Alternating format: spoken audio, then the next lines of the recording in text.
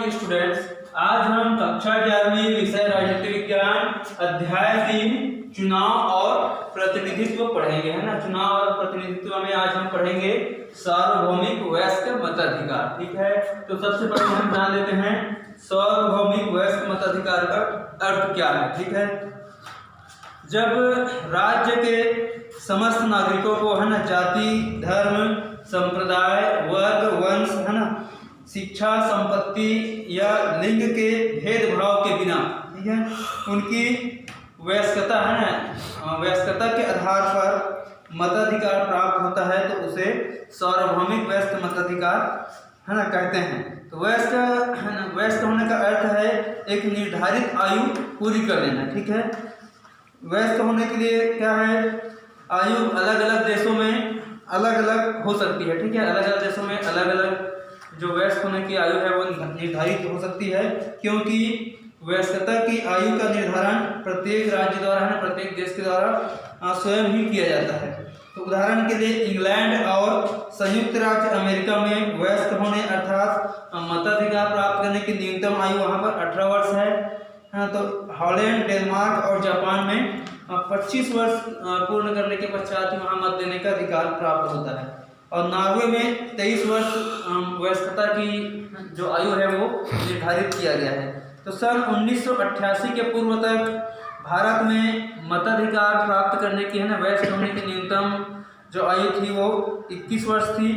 लेकिन सन 1989 में 61वें संविधान संशोधन के द्वारा यह आयु 21 वर्ष से घटाकर 18 वर्ष कर दी गई है। तो दूसरे शब्दों में कहा जाए, भारत में 18 वर्ष की आयु पूरी कर लेने के पश्चात प्रत्येक स्त्री पुरुष को मताधिकार प्राप्त है, वो मत दे सकता है। तो भारत के नागरिक, है ना, मतलब इसमें यह शर्त है कि मताधिकार प्राप्त करने के लिए कि वो भारत के नागरिक हो, है ना, पागल ना हो, है ना, अपराधी ना हो। ठीक है, तो वो भारत में मताधिकार का प्रयोग कर सकता है ना। तो वयस्क या सार्वभौमिक मताधिकार का मतलब ये नहीं है कि प्रत्येक वयस्क स्त्री पुरुष को जो है मताधिकार प्रदान कर देना चाहिए, है ना। साधारणतः इसमें देखा जाता है कि सभी राज्यों में जो पागल है, अपराधी है ना, और विदेशी नागरिक हैं, उसको क्या है, मताधिकार से वंचित रखे जाते हैं, इनको मत देने का अधिकार प्राप्त नहीं होता है ना। तो सार्वभौमिक वयस्क मताधिकार के लिए आवश्यक योग्यताएं हैं कि वो जो आवश्यक योग्यताएं होती हैं उसको सामान्य रूप से स्वीकार किया जाता है ना, कि वो मुख्यतः आयु, निवास और नागरिकता पर भी ये जो है आधारित होते हैं। चलो भारत में वयस्क मताधिकार पढ़ेंगे, है ना। तो सार्वभौमिक वयस्क मताधिकार का अर्थ होता है ना, प्रत्येक स्त्री पुरुष, है ना, यदि वो वयस्कता की जो होता है, जैसे भारत में 18 वर्ष की आयु है वो पूरे कर लेता है ना, वो पागल नहीं है, ठीक है ना, अपराधी नहीं है, तो वो क्या है, मत देने का उसको अधिकार प्राप्त है। ठीक है, तो इसको हम बोलते हैं सार्वभौमिक वयस्क मताधिकार। तो भारतीय स्वतंत्रता के पूर्व सन 1919, 1935 तथा 1937 में चुनाव में मताधिकार का जो प्रयोग था वो सीमित रूप में किया गया था, है ना। लेकिन स्वतंत्र भारत की धारा 325, 326 में वयस्क मताधिकार की व्यवस्था किया गया।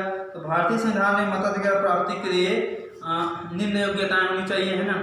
जैसे वो भारत का नागरिक हो, कम से कम वो 18 वर्ष की आयु पूरी कर चुका हो, और किसी गंभीर अपराध के लिए वो न्यायालय द्वारा दंडित न किया गया हो, है ना, वो पागल न हो, भ्रष्ट न हो, है ना, या किसी अवैधानिक आचरण के कारण उसको मताधिकार से वंचित न किया गया हो, तो वे व्यक्ति भारत में मत देने का अधिकार रखता है। ठीक है, अब हम आगे देखेंगे सार्वभौमिक वयस्क मताधिकार का क्या महत्व है। ठीक है, तो सार्वभौमिक वयस्क मताधिकार का महत्व है, पहला है जन संप्रभुता की व्यवहारिक अभिव्यक्ति वयस्क मताधिकार द्वारा ही हो सकती है, क्योंकि देश के सभी नागरिकों को एक निश्चित आयु प्राप्त करने पर ही अपने प्रतिनिधियों को चुनने का अधिकार प्राप्त होता है ना।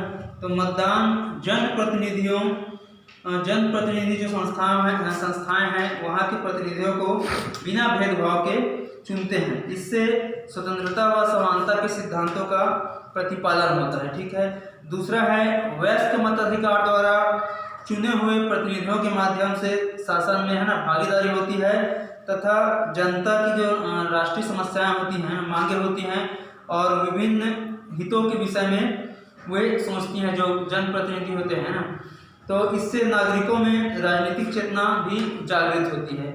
तीसरा इसका महत्व है, वयस्क मताधिकार के कारण सरकार व जनता के बीच जो है सामंजस्य पैदा होती है, जो शासन की कार्यकुशलता के लिए, शासन को अच्छे से सुचारू रूप से चलाने के लिए आवश्यक होती है। चौथा है, वयस्क मताधिकार के कारण सरकार को संवैधानिक आधार मिलता है ना। पांचवा है, इसका महत्व यह है कि जब चाहे मतदाता सरकार बना सकती है ना। 5 वर्ष में चुनाव होता है तो सरकार बना सकती है। यदि सरकार अच्छा कार्य नहीं कर सकती है तो सरकार को बदल सकती है। ठीक है, आगे है, वयस्क मताधिकार से नागरिक की प्रतिष्ठा में वृद्धि होती है ना। देश में क्रांति की संभावना नहीं होती है। तो ये है वयस्क मताधिकार का महत्व। ठीक है डियर स्टूडेंट्स, आगे का अध्याय हम नेक्स्ट वीडियो में पढ़ेंगे। Thank you.